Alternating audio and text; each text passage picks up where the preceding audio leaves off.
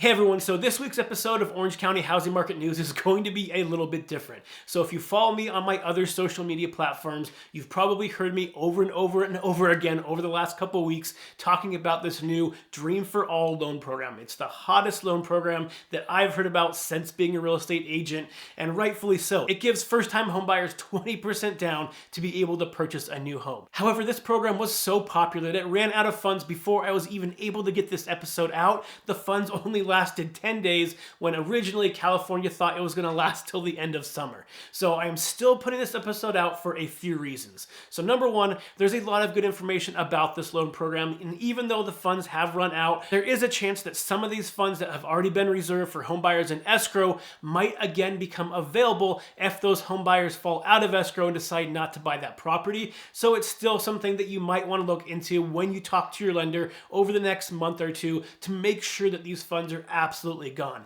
As well as California has already stated that because of the interest in this program, there might be some additional funding coming. It might not be soon, but it's something that I'm going to keep on this channel. That way, if it does become available again, it's a great resource to know everything about this program. So on today's episode, I sit down with Mina from Guaranteed Rate Affinity, and we're going to go over everything you need to know about this program, the ins, the outs, the pros, the cons, and basically answer any questions you have. So this episode was basically a webinar that I did last week, but I'm pulling it and putting it up here because there is so much good information. Now again, as of April 13th, the funds are currently no longer available. However, it's something that you want to continue talking to your lender about. And also know that CALHFA, the organization that brought you this loan, also offers a bunch of different type of home buying assistance programs, which are still going to be available for you to take advantage of. So some of them include giving you up to 3.5% down for your down payment, as well as covering all your closing costs.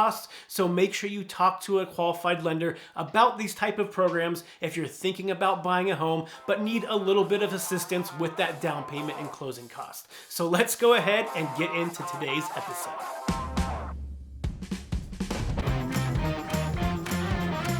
I will start off by introducing myself. If you don't know me already, my name is Josh Alexander. I am a real estate agent in Orange County. And my co-host, Mina, I'll go ahead and let you introduce yourself as we go through this. Wait for some more people to join. Yeah. Hi, everybody. I'm excited to be here to talk about this program. But yeah, I'm a local mortgage professional in Orange County and Southern California in general, but licensed in all of California and also Texas as well. Okay, so let's go ahead and get going today. So today we are here to talk about the Dream for All program. So it's probably the most hyped program that I have heard of since I've been a real estate agent. It seems to be what everybody is talking about right now. It's what most lenders are inundated with calls with right now. So I wanted to go through and basically try to get some clarification on exactly what this program is and some of the pros and cons surrounding it. So that way you can figure out if this is something that might be a good fit for you. So Mina, would you like to just kind of go over some of just the very basics of what this program is all about? Yes. So, I mean, honestly, it's a program that no one's ever seen before. Like, we've never seen this much of an aggressive down payment assistance program before. Like, in the past, whenever we had down payment assistance, it's typically for the minimum down payment and such, and with an FHA loan. And bottom line, this program, I guess to give a quick general overview, it allows you to borrow or get help from the government, state of California, up to 20% of the home's purchase price or appraised value. Now, that 20% that they're letting you borrow when you purchase the property, that money is not just given to you. I mean, unfortunately, there's no such thing as free money. But essentially, it's a shared appreciation program. So the state of California is actually going to take whatever down payment that you got help with. So if it's going to be the full 20% that you got from the state of California, then you have to share 20% of any equity gain or appreciation gain in the property at the time you're selling the home. So later in the future, if you sell the property, let's say you bought a home for $800,000 and now you're selling it for $1 million, that's $200,000 extra appreciation you gained. So on top of the down payment being repaid, which in this case 20% would be $160K, you would also need to repay 20% of that $200,000 appreciation gain, or $40,000 at the time you sell the property. Gotcha. So this is basically almost basically a zero interest loan. So you're basically getting a giant chunk of money from the government, sometimes in the change of hundreds of thousands of dollars, to be able to get this down payment for your house, which is one of the hardest things to do, especially in Southern California. When people are renting homes right now, they're spending probably half their income a lot of times, if not sometimes more, on getting these rentals.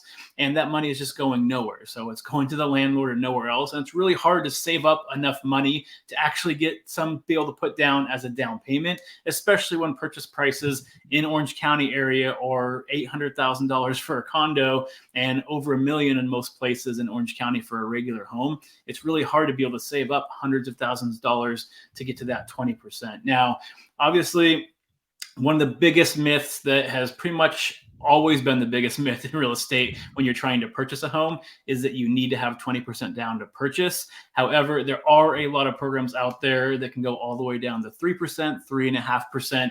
So those type of programs are available all the time. But this program, where it's covering the full 20% of your down payment, is just not something you see very often. Now, California has dedicated $300 million to this. So they said it's going to last probably till the end of summer originally, but based on how much this has been hyped and everybody seems to know about it now, I can't see this lasting for more than maybe a month and a half, 2 months. Mina, what are you seeing on your end? Are you seeing a lot of interest from people talking to you about this? What is your kind of perception on how long you think this type of program is going to last? Yeah, and that's the tricky thing, because so overall, what I'm advising a lot of my clients right now, because it's difficult to time exactly right when the right property will come on the market too, because we're still in a very Yeah. low supply market right today.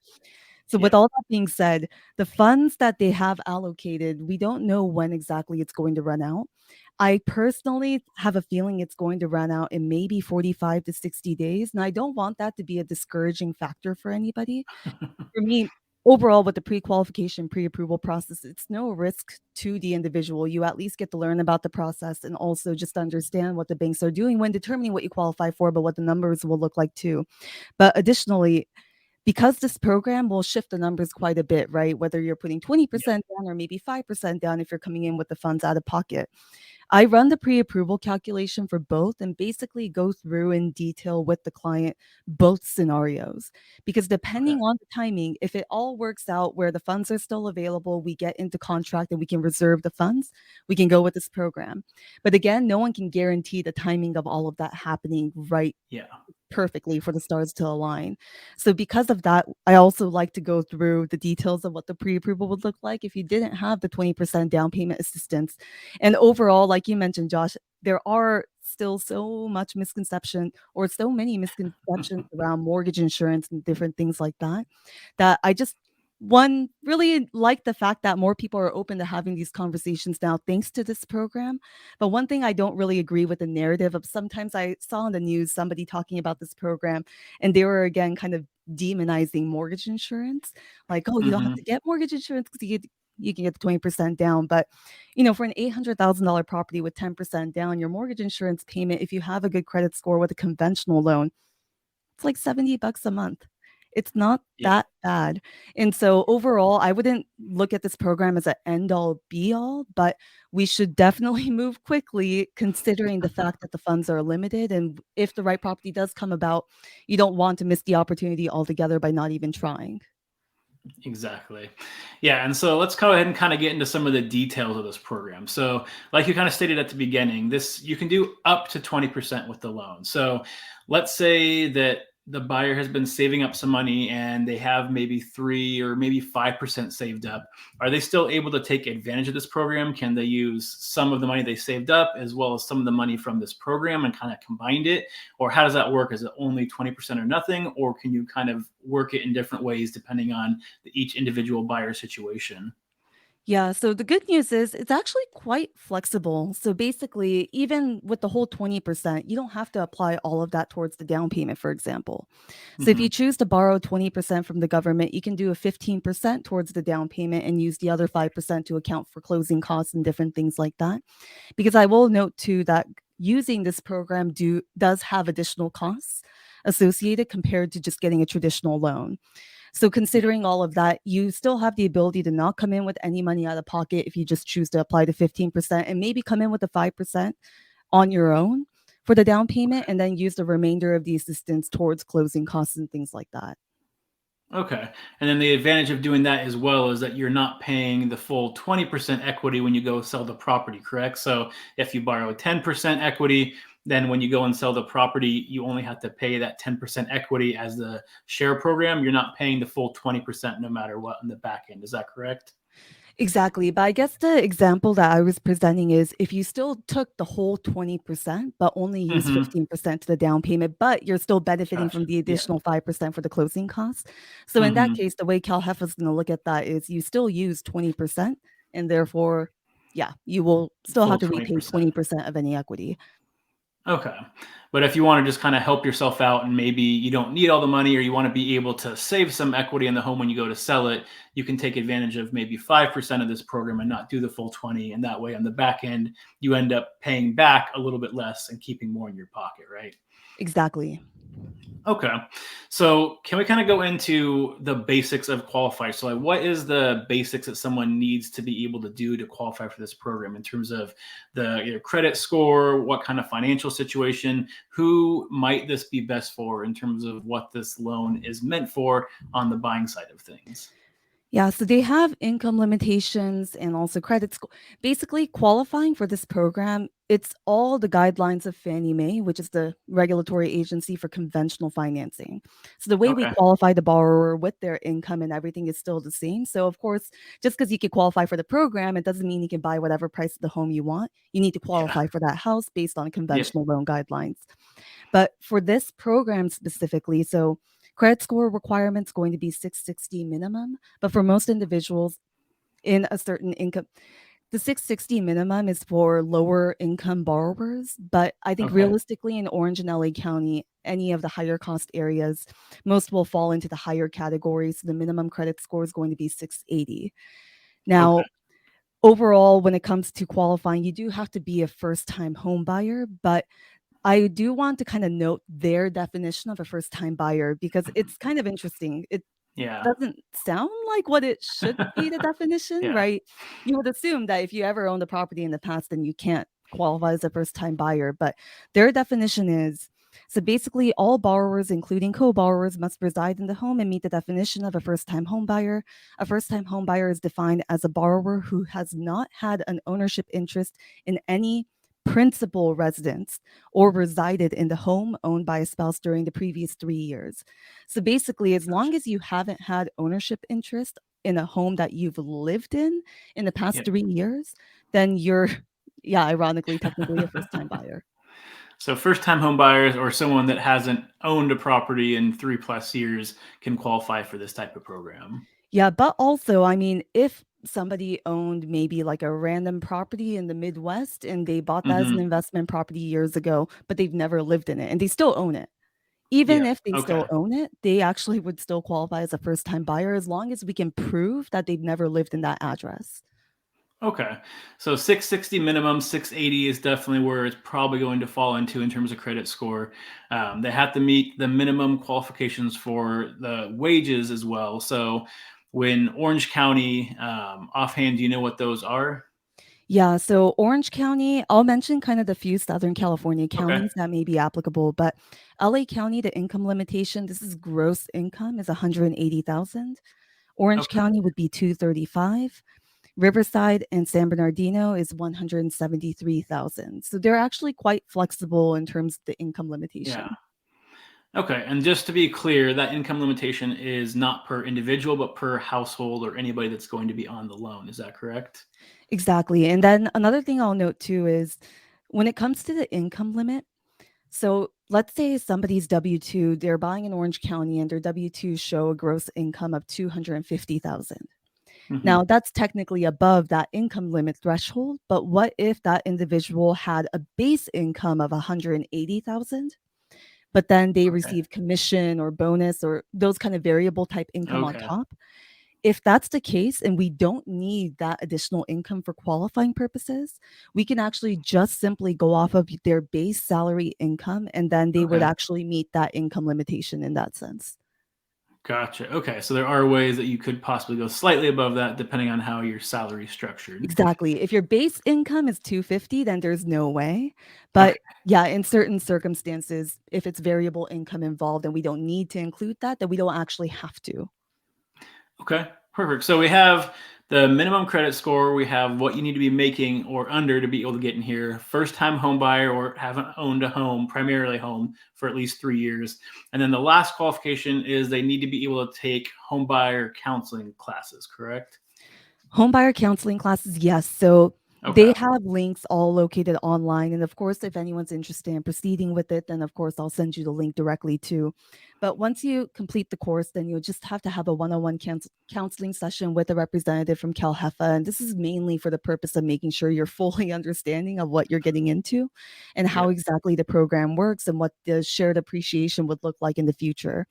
So those are the main requirements, but overall, a few additional things I would like to know is, unlike any traditional loan where you can have somebody who's not going to actually live in the property co-sign on your loan and help to Hmm. qualify, this program does not allow any non-occupying co-borrowers.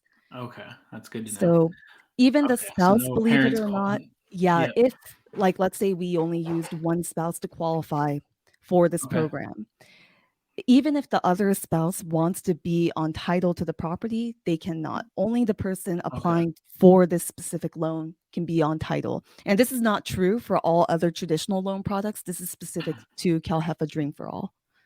Okay. So let's go ahead and kind of get into some of the, actually, before we do that, if anybody on here has questions, feel free to put them in the comment section. And as we go through this, we'll kind of answer those as well. And then we'll also have a Q&A at the end. So if you have any additional questions, we can also answer them then, but feel free to put them in the comment section and we'll kind of get to them as we go through this. So let's go ahead and go over some of the pros and cons of this program, because obviously with every program, you're going to have some things that are good and some things that are bad. So let's go ahead and start with the pros first. So, I mean, from the way I look at it, obviously the number one pro is it helps home buyers who make a decent amount of income and maybe can afford a mortgage, but just haven't been able to save up that money for a down payment. It helps them kind of jumpstart their home ownership, get them into a home a couple years earlier by helping them out with this down payment. And then they can kind of eventually go sell their home, upgrade if they want to later on. But this gets them in a home, building appreciation a little bit sooner. So is that kind of the primary benefit that you see as well? For sure. Yeah. I would say, I mean, up to 20% down payment assistance. I mean, there's no other program like it. Yeah. And so in general, that's the main pro of this program, and all Okay. I guess compared to other down payment assistance type programs too, I mean, the rates aren't too much higher, and I guess on that note Okay. too, friendly reminder, rates are very specific to CalHFA, so the rates for conventional loans generally don't apply to this particular program. We have to lock the Okay. loan with CalHFA specifically. Okay. So in general, you said they're a little bit higher. Do you have an idea of how much higher than this kind of a standard loan that you're looking at with this program? Yeah, I would say actually they're pretty comparable. It depends on the bank Okay. and lender you're working with too, but at least for us, our rates are actually lower than CalHFA by Okay. about 0.375% today. Okay. Got it. And then in terms of other pros in this, so obviously, if you're able to put a full 20% down, like you talked about before, you can get rid of the PMI, so private mortgage insurance. So if you have less than 20% down on a property, you need to be able to pay that in order to get into the home. So this eliminates that. Like you talked about, it's not a giant amount, but it does help out if you want to be able to reduce your mortgage as low as possible by putting that full 20% down. So that's another benefit that I see on that side of things. And then third, I mean, compared to a lot of the programs out there, because there are a lot of programs and even programs that CalHFA offer that will give you assistance 5%, 10% down. But a lot of these are going to be programs that you basically have to have like almost like a secondary interest rate on. And it's not an interest-free loan all the way till when you go sell your house. So this program specifically, I think one of the other benefits is you don't have to worry about paying interest on $100,000, $160,000 worth of money. Just basically sits there, works for you, and you can really leverage that money to be able to build some wealth. Because when you go and sell your home, let's say 5 or 10 years later, and it did appreciate $200,000. Yes, you have to pay back a little bit of that, but you're getting a lot more than if you were renting for the last 3 or 4 years Exactly. and just basically flushing your money down the drain, trying to save up for that down payment instead. Is that kind of another benefit? Yeah, for sure. I think overall, that's going to be the main kind of like summary of all the benefits to it. And on top of Okay. that, I guess when it comes to how the 20% down payment assistance they're giving you is positioned, they call it a silent second lien. And that's just a fancy way of saying it's silent, as in you're not making payments on it. It's not due until you actually sell the property. So it kind of Yeah. chills under your first main mortgage, as like if you got down payment Okay. assistance of 160 grand, it just chills there, no interest is paid Hmm. on it, and nothing is done. So that's actually a huge benefit, because usually a lot of these programs, you're right, do charge some kind of interest. Gotcha. Okay. Is there any other pros that you can think of that you wanted to go over before we go over the cons section? I would say pro wise, those are mainly, yeah, the main benefits. I would say that's actually, yeah, you summed it up perfectly, Josh, honestly. Okay. Okay, so now let's go ahead and go over the cons, which is what a lot of people are wondering about, and where most of the questions that I'm getting are kind of coming from. So Yeah, like what's the maybe we'll catch? kind of go back, yeah, just go back and forth here, and we can kind of summarize some of them here. So obviously, the first and most obvious one is that you're going to be losing some equity in terms or your profit when you go and sell the property. So depending on how much you take to use for this down payment, when you go and sell the home, you're not going to be getting as much as if you were to put the money down yourself and then sell it and get 100% of whatever proceeds of the sales with. So that's kind of the number one obvious one. On top of Yeah, that, I would say on the real estate side of things, one of the other things that buyers would have to worry about, especially as we head into April right now, where it seems like the housing market is starting to stabilize and heat up, and we're yeah, starting to see open houses packed again. We're starting to see multiple offers on homes, which seems crazy when interest rates are still above 6% in most areas, at least in general. They're starting to come down again this week. But that's starting to happen. So if you're a buyer trying to place an offer on a home and you get into a multiple offer situation, these type of loan products can be looked at as a little bit more risky compared to just a standard loan, for a lot of reasons. Maybe, Mina, you can kind of go over some of the reasons why these are a little bit more risky when looking at it in a seller's lens when they're trying to decide which offer they want to take, because of some of the mechanisms that had to happen and not being able to lock things in until after you're in escrow. for Did you want to sure. kind of go over a little bit of that? Yeah, and I mean, you have to, like Josh mentioned, put yourself kind of in the seller's shoes. If you're in a situation where you're the seller and you've got 8 offers to pick from, out of the 8 offers, maybe all the other offers are presenting, "Hey, here's proof that I have the down payment for 10%, 15, 20. It's in my account here." And that's something that's not required, but something that you do want to include, just to position it as a very clean, put together offer, right? But if Yeah. the other offers include that, and then the CalHFA loan offer comes in and they state, "Well, we're going to get the money through this assistance program, but we can't guarantee we're going to get it until we get into contract." And that's another thing that I Yeah. forgot to mention earlier. The way the funds, like how the reservation works of making sure you Hmm. can get the money, it doesn't get reserved. Unfortunately, I wish it did. I Yeah. would like to think that that would make more sense, but it doesn't get reserved at the pre-qualification stage. So it only Yeah. gets reserved once you have an offer accepted on a property. So because there's this additional layer of submission we have to go through for underwriting. So usually we'll have the internal underwriters underwrite the loan. And once we're at Okay. the approval, then we send it off to CalHFA, is the way the process would work. So but once we are Okay. able to do all of that, so once we get the offer accepted is when we can reserve the funds. So again, going back to from the seller's standpoint, if they're comparing against 7 other offers where they could show it in their bank right now, we're not going to look as strong possibly depending on the Yeah. situation, but also the timeline is going to be a little bit more extended because we have to Yeah. send it to CalHFA. So Okay. for conventional 30-year fixed type loans, we're very quick. Most escrows typically are 30 to 45 days.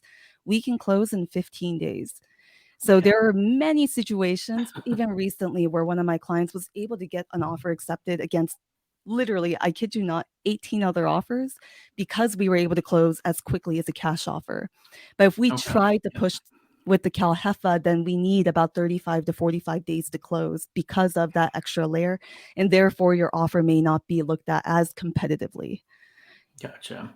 Yeah, so that is two things to consider. So one, obviously the seller, if you're in a multiple offer situation, you might have a harder time justifying it. And then number two, if that seller needs a quick close, this is going to be a very hard loan product to use. So depending on the situation, you might have to kind of, basically end up shooting yourself in the foot, because these type of loan products are great as long as the seller's timeline matches what your timeline is. But if they need to sell Exactly. quickly and need a quick close, this type of program might not be the best fit for you.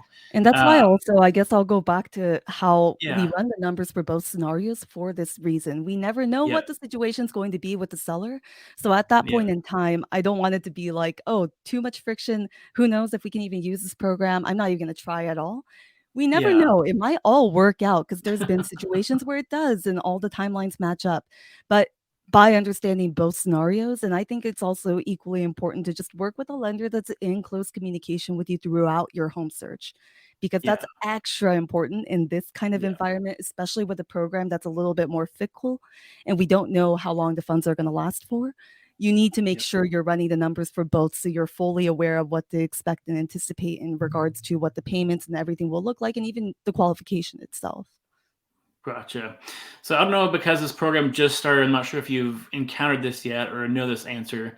If not, we can always look into it and get back to people. But so let's say you place an offer on a home and you do, like you said, kind of also get a regular pre-approval as well as this one. Are you able to go through and get the offer accepted as a either regular pre-approved offer, and then try to get this CalHFA program? And if it doesn't work out, you can continue using that regular pre-approval? Or is it something where you really have to know before you get into escrow which route you want to go because of the timelines involved with it?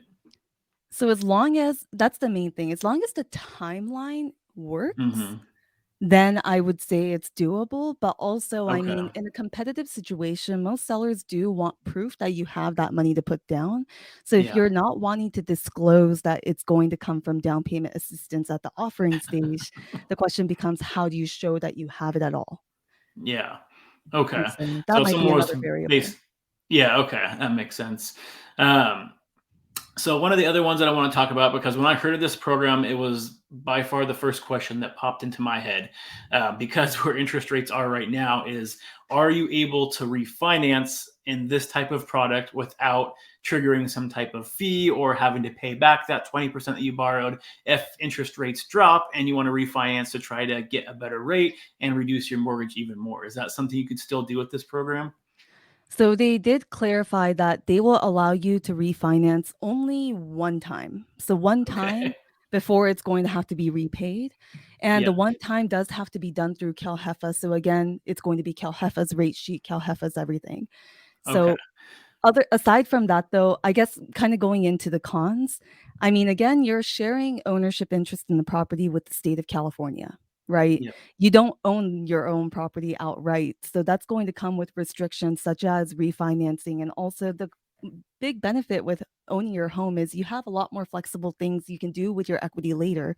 So if Yep. your home grows in value and maybe you don't want to sell it yet, but you want to tap into that equity, maybe invest in another property and pull some money out of your equity. You can't do any of that until that's repaid, the down payment Yeah. and the 20% equity share.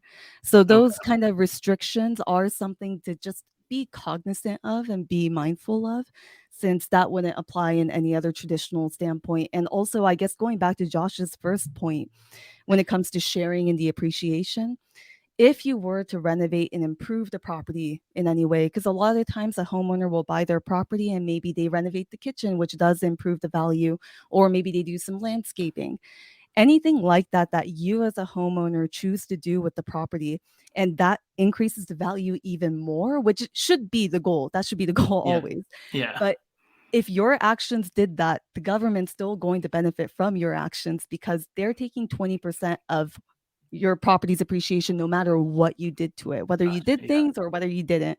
So if you spent a lot of money on a kitchen remodel and expect an 80% ROI on that cost, it's not going to be a full 80% ROI anymore, considering you have to give up the 20% to, of course, the state of California at the time of the Yeah. sale. Okay. Yeah, that's definitely a good point to be able to understand that any money that you put in, you have to be able to kind of look at that at a different lens than you normally would, because every dollar you're putting in if you're taking that full 20%, then you're having that 20 cents go back to the state. So it does make it harder for that ROI to make sense on a lot of projects if you're not getting that full money back, because usually on most projects you're not recouping 100% of the cost of the project anyway. So on top of that, if you're having to give another 20%, you might have to understand that if you're buying a property that needs a lot of work to it, that you're planning on putting a lot of money into it, you just have to know that going in, when you go and sell it, all that work that you did, you'll still get a return from it, but it just won't be quite as much as you might have if you were to put your own down payment down. Exactly. And also, I guess on that note too, the freedom of what you want to do with the property. Like a lot of times, if you buy a property, you might want to rent it out later and make it an investment property. You Okay. can't technically make this property an investment property until you Okay. repay that 20% or whatever amount you borrowed along with the Good to 20% of know. the equity. Okay. Yeah, that's definitely important for the people that are trying to build some long-term wealth and are looking at it as more of a starter home and then renting it out later. So if you don't have that equity Exactly. built up, you're not going to be able to get out of that. So if you are thinking of buying a home that you might want to hold on to and then purchase another home later on, you might have to hold on to that home a little bit longer, because you're going to have to wait until you get a good amount of equity, and hopefully rates continue to drop. So when you do refinance and take that 20% out, repay it, that your mortgage rate is going to be low enough still to be able to make sense to rent it out, especially if you're doing long-term rentals, which around this area are hard to cash flow in general. So it's just one more added cost that you have to worry about when you're trying to do that. Exactly. I think that's all the cons that I can think of, that at least I had written down about this program. Is there anything else that you can think of con wise that we didn't go over? I guess a couple of just side notes. So, yeah, there are additional costs to going with this program. So, it is a higher Okay. cost program in general. Even if you're getting the assistance, you're not having to come in with it out of pocket. It still ends up being a Okay. cost you're paying. And also, I guess we already touched upon the longer escrow period and things like Hmm. that. But Do yeah, you I know would how, say do you have those an are the main idea things. of how much extra cost it is offhand, or is it just kind of, you just know it's going to be a little bit more? Yeah, so it just depends on which loan amount category you fall into. Like, for example, Okay. within a higher cost area like LA and Orange County, within so they follow conventional loan limits for how much of a loan amount you're allowed to take out. And the Yep. conventional loan limits for the higher cost areas, it's very specific. I really never understand why Yeah. it's so specific. But it's 1,089,300. Like, where did the Okay. 300 come from? Yeah. But anyway, so that's the loan limit, but within the conventional loan limit of 1,089,300, there's actually a conforming conventional loan category. So basically any loan amount below 726,000, that's a Okay. conforming conventional, and anything above that to the actual limit of 1,089,000, that's going to be a high balance conventional. So the reason I'm Okay. specifying this is because if you're in the high balance conventional loan amount category, there's an added cost of about 1.7% of the loan, or I'm sorry, 1.4% of the loan amount. And Okay. so if the loan amount, let's say, is 900,000, Hmm. then that would be an additional cost of around 12,000, a little over Gotcha. 12,000. So Okay. essentially, yeah, that cost would not be applicable for a traditional 30-year fixed type program. Okay. And that can, I mean, that can be offset by you're able to use some of the funds from it to be able to cover that, but it's an additional cost that you're basically having to You are use the still funds for, that paying. you can't put towards the down payment. Yeah. Exactly. So that's why, you're gonna have to repay the down payment funds eventually, or the 20%, whatever amount that you even use to cover that cost. And so Yep. essentially, long term, you are technically incurring that extra cost is the main Okay. thing. And then one other kind of thought just popped in my head in as well. So if someone wants to take advantage of this and use the full 20% down payment, are they allowed to use that full 20% down payment, and on top of that, bring in some of their own money to be able to make it even more than 20%? Do you know? Yes, you actually are allowed to, but right Okay. now there's some confusion around so we basically had a Q&A session with CalHFA directly, and there was a couple back and forth, and we're trying to confirm exactly, and we can confirm and send out the information to everybody later on. But Okay. some of the guideline verbiages state 70% loan to value, which means basically in total it has to be 30% down or less. But Okay. now it's been possibly confirmed that you can actually put down an additional, like even 30% on top of the Oh, wow. 20%. And so your Okay. total down payment technically is 50%, but the 20% is coming from CalHFA. Now it's being confirmed that that is a possibility. But in the Okay. past, yeah, some people had thought, because it's strange, the way the guidelines were worded, it Yeah. seemed like they were saying the max down payment was 30%, but it looks like there is some more wiggle room on that. But also at that Okay. point, if you have an extra 30% on top of the 20% assistance, personally, for me, I would much Yeah. rather just buy the property, own it Yep. outright, have the freedom and flexibility to do what I want with the property without Yeah. worrying about sharing it with the government. Yeah, that probably makes more sense. Yeah, but it is kind Okay. of funny. I've had inquiries like that, like people who have a lot of money in the bank, and I'm Yeah. like, "Why are you looking into this program?" Not the greatest, yeah, and probably find better uses of it. So, before we get into the question section, one other thing I did want to kind of ask and clarify here, because a lot of people using this are often looking for like condos or something like that. So, when you use a FHA loan, a lot of times the condo complex has to be FHA approved in order for you to be able to get a loan in that property. So, with this being more of a conventional style of a loan, does that kind of take that restriction off and possibly open up buyers to be able to look at different areas that they might not have been before if they were using more of like the FHA lower down payment loans? Yeah, exactly. So a lot of people, I guess, to back up a bit, the loan program, conventional and or I'm sorry, FHA and VA loan, those are government loans, and they actually Yeah, have restrictions on which condo communities they're willing to fund loans in. So that's yeah, why Josh mentioned that the community itself has to be FHA or VA approved in order to use that loan program to buy in that yeah. community. So with the CalHFA loan, it's actually all through conventional. So that means Fannie and Freddie guidelines are what it follows. So it doesn't have to be FHA or VA approved, but it does have to meet all the guidelines in the conventional Fannie Freddie umbrella. Okay. And that's definitely, especially in Orange County, just from my personal experience looking at condos that are FHA approved versus non FHA approved, there are a lot of condo complexes that are not FHA approved or in the process of going through the FHA approval Or or it's possibly have expired. fallen out of it. Yeah, just got out of it and didn't renew it. And so it really is hard for a lot of people trying to find a condo using an FHA loan. So this is another option that you could use, even if you didn't want to use the full 20% down. Correct. So you don't have to use the full 20% down to be considered a conventional loan. You can use 5 or 10% of this and still be able to look at those type of condo complexes and not have to worry if it's FHA approved or not. Exactly. So it depends on everyone's situation. Maybe because of one very small detail in the guideline, they had to go FHA. In that case, this Okay. program may not be an option. And certain Yeah. guidelines, such as, like, for example, foreclosures, bankruptcies, if you have anything like that in your credit history, conventional loans require you to wait 7 years or more. And FHA Okay. loans allow you to only wait about 4 years. So if it's like a Okay. guideline like that where they have to go Yeah. FHA, then definitely either way, it's not going to be an option. But you are correct in a general standpoint. Okay. Perfect. Okay. So, did you have anything else you want to say before we get to the question section? I think no, I'll probably mention things as I'm answering questions too, but Okay. again, mainly for anyone who's interested in the program, I do highly recommend we kind of sit down and talk through one-on-one exactly your specific situation because again, I don't want the cons to deter anyone from this program at all, but I also don't want people to put too much weight on this program where buying a home only makes sense by going through this program. And Gotcha. one quick kind of comparison I broke down Hmm. on my end, and I can send this over in the follow-up email as well to everybody who attended. But basically, today I ran an $800,000 purchase price scenario at 20% down with the CalHFA Dream for All.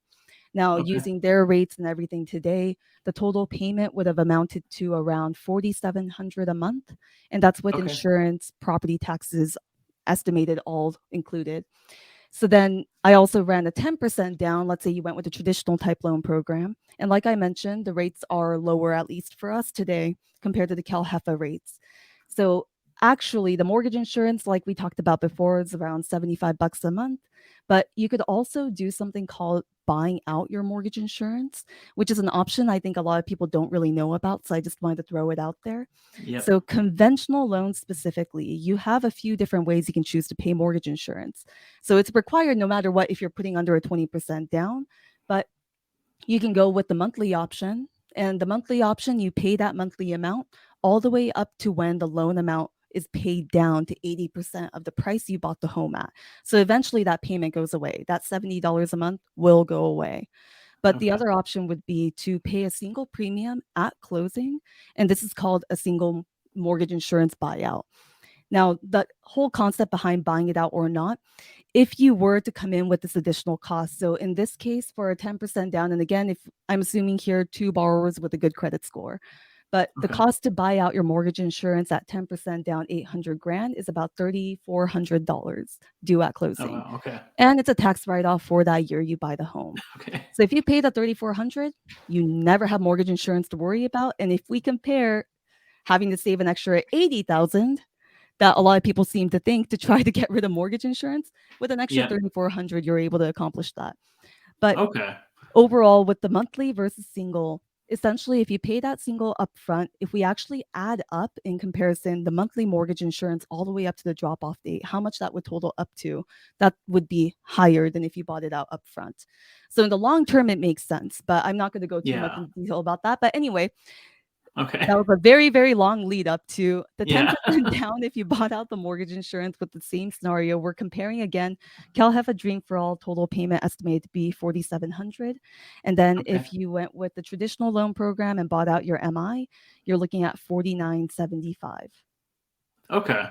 So So that's yeah, I about, mean, yeah, $200 a month difference in payment. But when you consider the fact that you don't have to worry about any restrictions around refinancing, and also yeah. on top of that, you don't have to pay back any 20% appreciation share later on, Yep. it's not as much of a payment increase as I think a lot of people Yeah. kind of assume in their heads. So just want to throw Yeah. that out there. Okay. Got it.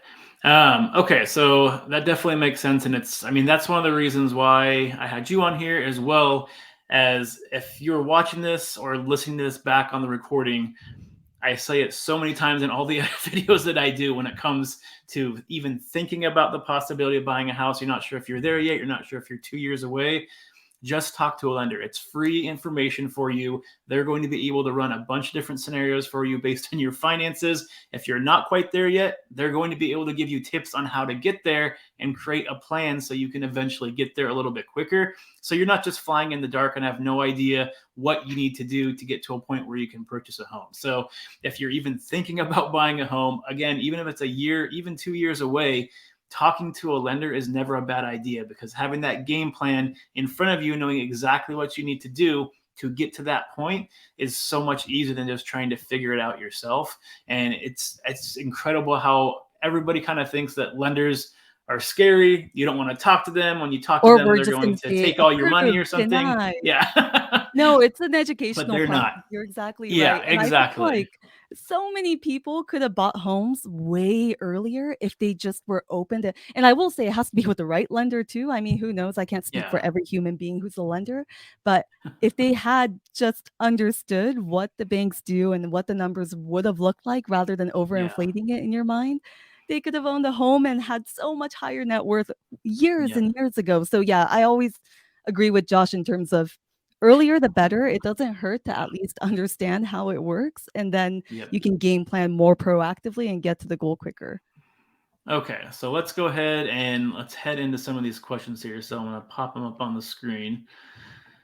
Let's see what we're going through here. Okay, so what if the home depreciates by the time you sell it, or only appreciates very minimally? So that is a very good point. So that is one of the cons that you do have to worry about. So even though in general, over the long run, the housing market has always gone up, when looking at buying a home, whether using this program or any program whatsoever, if you're buying the home for the long term, you're not an investor trying to flip it, I recommend that if you're buying that home, you need to plan on staying there for 5+ years. If you're not planning on staying there for 5+ years, then you have a much higher risk of something like this happening, where let's say the market does continue to go down for the next 2 years, and you want to sell 2 years from now, and your home is worth 5%, 10% less than it is right now. That could put you in definitely a situation that you don't want to be in, whether using this type of loan or almost any other type of loan that requires like a minimal down payment, FHA 3.5% or even 5% loan. So that is something that if you do down the line sell the property and it is depreciating, then you could be at a point where when you sell the home, you end up owing money. So this 20% is not 20% based on the home staying at that value or going up. It's that 20% that you borrowed no matter what. Correct, Mina?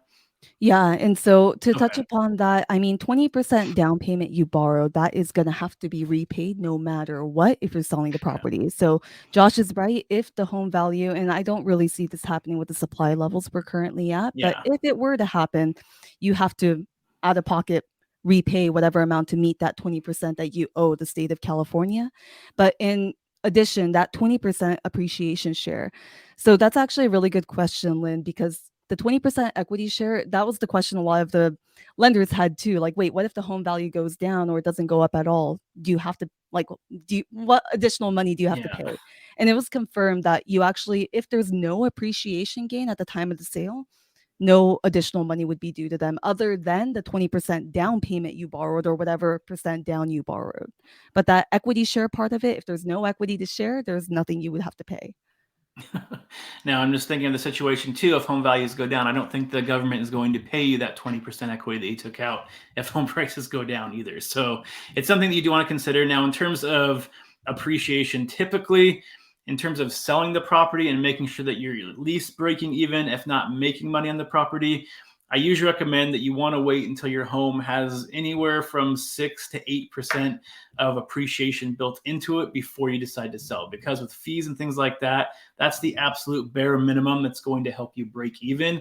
And then anything above that, obviously, is going to be more appreciation. And at that point, you're just making money. But until your home reaches that 6 to 8%, it's something where you really don't want to sell your home unless you actually have to for some reason. You're moving out of state because of a job or something is kind of forcing you to sell. If you can stay in the property and get at least 8% appreciation, then that will kind of help you get back to the point where you're breaking even. And in general, the housing market in Orange County, Southern California, and the United States in general typically is going to go up in the long term. If you look at even just 5 years, there's a very good chance that 8% you're going to get within that 5-year period. So again, it has to come down to how much you want to own the property or how long you want to own the property. And you have to have that kind of plan in mind ahead of time before you start buying a home that you want to stay in that property and you're able to stay in that property for 5+ years to really reduce that risk. And the longer you stay, the lower that risk is going to get. So I hope that answered your question. Yeah, and I'll also last thing I want to mention really quickly on that too. I think a lot of people tend to kind of think about the possibility of, yeah, whatever the home values might be in the future when you do sell and things like that. But remember that real estate's not a stock. You know, it's not like you're trying to buy and sell like right away and try to make a profit Yeah. right away. In general, I think one aspect that people kind of forget to consider is what would you be doing if you didn't own the property? Like for me, when I was buying my first house, and I'm just very analytically minded, I guess. I just think in equations and math, and I want things to make sense numerically. But what was difficult for me to try to gauge is all the what ifs of what might happen Yeah. in the future. But at the end Yeah. of the day, for me, I'm like, okay, even in the worst case scenario, let's say if I continued renting, inflation is something people don't consider. The rents continue to go up. You always are going to have some kind of a housing payment, right? And so Yeah. how much would that have amounted to? Like even if the home values went down by 20,000, let's say, people Yeah. are like, "Oh man, that would suck. I don't want to buy then. I want to buy at the perfect time and hit a home run." But even if Yeah. the home values went down 20,000 at the time you sold it, think about the tax benefits you benefited from during that time. Think about the principal Yeah. you paid down during that time. And alternatively, how much would you have paid in rent in total? Yeah. Hundreds of thousands of dollars? That Yeah. 20,000 is nothing to cry about. You know what I mean? And so I Yeah. think the main focus should always be, are you putting yourself in a better and higher net worth position by making this decision? And that's very specific per individual. But I think if Yeah. those things hold true, then it makes sense to proceed if you don't own a home already. Yep. Yeah, it's really hard to digest if you don't look at it long term in terms of, especially around here. I mean, if you're paying $3,000 a month for your current rental right now, I mean, over just a 3-year span, you're going to be looking at spending $100,000 on rent just in 3 years in And Orange it would have County. So most I likely mean, gone up a little bit, right? yeah, Like, and yeah, it would have no, gone it's up kind of crazy exactly. when you add So, that in. yep. So something to definitely consider, the pros and cons of continue to rent as well as own on there. So, okay, so let's go ahead and get on to the next one here. Okay, so Ali asks, do you pay the silent interest lump sum when selling the property, or can you roll it into the next mortgage? So silent means no interest and Yep. no payments. So yeah, this particular program, the amount that you're borrowing, there's no lump sum interest. They're not charging you any interest on that money. Okay. And then it looks like, so I think they're kind of also asking if, let's say you borrowed $160,000 for this original property you're trying to buy, are you able to take that $160,000 and then when you go and purchase another property, take that and use it then and not pay it back? Or do you, no matter what, have to pay that back when you sell that property that you use that loan for? Yeah, that's actually a really good question. I haven't gotten that one yet, but Okay. basically, this program is property specific, meaning that Okay. at the time you're selling that property that you got this down payment assistance on, that money's due. You can't just take it and move it to a different property since that was allocated for that property. So the minute you are selling that home, that money has to be paid back to the state. All right. Okay, so let's get on the next one. Okay. Alex, how you doing? I know Alex here. So let's see. If you don't use 20% down, would you drop PMI once we hit the 20% of the home value afterwards? Yes, so that's just going to work like any traditional loan. So if you end up not using 20% and did 10% down, then whenever your loan balance is paid down to 80% or 20% equity of the price you bought the home at, then the mortgage insurance would drop off. So it just depends. But also, if you make additional principal reduction payments, so instead of just the minimum payments due every month, which amortization wise, your loan would be paid off in 30 years, and the mortgage Mm-hmm. insurance drop off would happen in X amount of years, assuming the minimum payment. But if you make Yep. additional payments on top of whatever your minimum is, that means your principal balance is being paid down quicker, and therefore you're pushing up how quickly your mortgage insurance payment's going to drop off too. Gotcha. And then with that, in terms of equity, so in the PMI on there, so if you are borrowing, let's say you're using 10% of this program and you're basically going through, once you get to 20%, including that 10% that you borrowed, is that when it drops off, or do you have to have 20% of your own equity in the property before it drops off, not counting what you borrowed? 20%. Well, another great question. I haven't gotten that Yeah. too. But no, it's combined. So basically, whatever down Okay. payment, like we'll even take away the CalHFA aspect of it. Whatever you put Yeah. in down payment, if you put 10% down, whether that came from CalHFA or not, you just need 10 extra percent to get your mortgage insurance off. Okay. Perfect. That makes sense. Okay, so let's see. Get the seller. Oh, yeah. So Forrest says get the seller to pay for it. I think that was reference to some of the closing costs and things like that, which is definitely doable. It's becoming less common, unfortunately, over these last couple of weeks as the market's heating up. Yeah, But the there's market's definitely changing still, so much, you guys. yeah, That's why it's also, I crazy. mean, again, realtor and Yeah, lender, close communication is important because one yeah. week it may have been possible, another week it may not, but it also depends on the property. Yeah, exactly. But there are still opportunities out there for the seller to pay some of the closing costs as well, especially if they're in a situation where they need to sell. And we're starting to see this more often when they're trying to buy a property and they need to get their house sold by a certain date because they already placed an offer, gotten to escrow. So when those sellers are very motivated, that's usually is going to be the best time for you to ask for those type of seller credits that they're going to be able to give back to you. So it's less money out of your pocket when you go to purchase the home. And I know this is a completely different subject, but it's also a great way to look into different loan programs. And when you talk to a lender, they can go over a bunch of them, not just this one. Oh my For gosh, instance, the Josh, two, you're like in my yeah. mind. I was just about to actually go into that, so keep going. Yeah, so I'm not going to make this more than an hour-long episode here, but things like 2-1 buy downs where you can basically go through and have the seller or yourself buy down the interest rate because they are higher right now for a year or two before it goes back to its normal rate are definitely things that you can take advantage of in this high interest rate environment to be able to lower that monthly mortgage payment and give yourself a chance to be able to go through and refinance later. And I think you and I did an episode on the 2-1 buy downs at I one think point we may a while have. ago. And I actually want to mention something really quick about that. Yeah. So I just thought of another like slight con with the CalHFA program. So A 2-1 temporary buy down, I think, is one of the best programs in the current environment we're in. And I'm sure for Yes. a lot of you who follow a lot of people on social media or just have been watching the news, many people are saying, okay, well, rates are higher right now, yes. But ultimately, the good news is the rates, they change all the time. When the rates drop, you always have the ability to refinance. We've seen the rates lower than the current environment many times in the past. So it's realistic to assume that short term, you may benefit from a refinance. So you're not going to be in this mortgage and payment for a very long time in this current environment. But the 2-1 temporary buy down, that basically helps to bridge that gap, because essentially what it does is it's still a 30-year fixed loan, conventional FHA, whatever loan program, it's just paired on top. But whatever rate you're locked into, if you go with a conventional loan, and let's say you're in a 6% interest rate, 30-year fixed, with a 2-1 temporary buy down, the sellers pay for this for you, but year number one, your rate is 2% lower than whatever rate you're actually locked into. So in this case, it would be 4%. Your payments are as if you're in a 4% rate, not 6. And then year number two, 1% less. So that's going to be 5% interest rate you're making payments on. But bottom line, this program helps to alleviate, like, year 3 through 30 is when you would actually make the payments on whatever rate you're locked into.